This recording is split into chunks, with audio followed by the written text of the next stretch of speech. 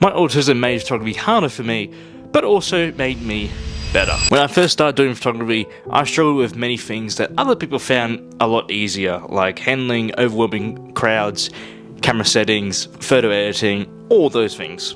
And I found that very difficult to try and overcome. I didn't really like shooting in crowded places because they had too much noises, and fast-paced shoots were just too much pressure on me, and I just went, oh god, I just did not know what to do. But then I decided to actually have a think for a second, going like, is photography actually for me?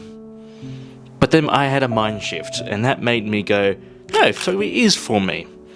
And I actually started to adapt a bit more into just shooting in quiet places for me to actually just learn for my pace, start to learn a bit more about the camera, how camera settings work, how the camera works, how to actually take a photo.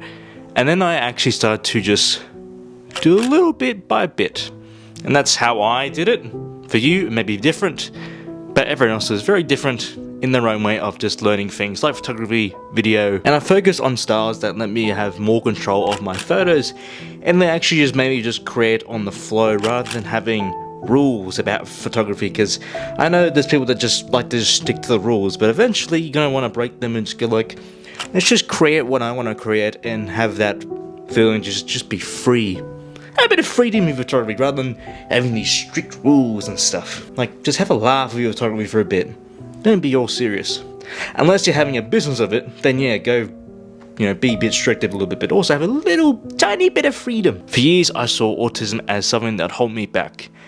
But now, I see it as something that actually pushed me to make my own way into photography and be a lot more different from others, because when you're different from others, you become a lot more unique towards people rather than just doing the boring traditional way of making photography videos. Rather, I'll mix it with a few Batman videos once in a while for people to actually relate to me in a way. Because if I like a character like Batman, for example, people will actually go like, okay, this guy is actually not just liking just photography, because that would just make me just a one person, account. Why not have a bit about me about talking about autism, how it make me unique in a way. Why I like Batman, how it links to photography in a way. But if you're struggling with photography, that doesn't mean you should actually just quit. It just means that you just need to find your own way of just overcoming that barrier a bit. It will make you 10 times stronger when that barrier or that struggle comes in again. Because eventually you'll feel a little bit burnt out about photography or any other endeavor you're doing. And that means you just need to just challenge yourself a bit more. Do something a little bit more different, like just tweak it a little bit. Tweak something that you've already done before and just tweak it a little bit. That's what you need to really do.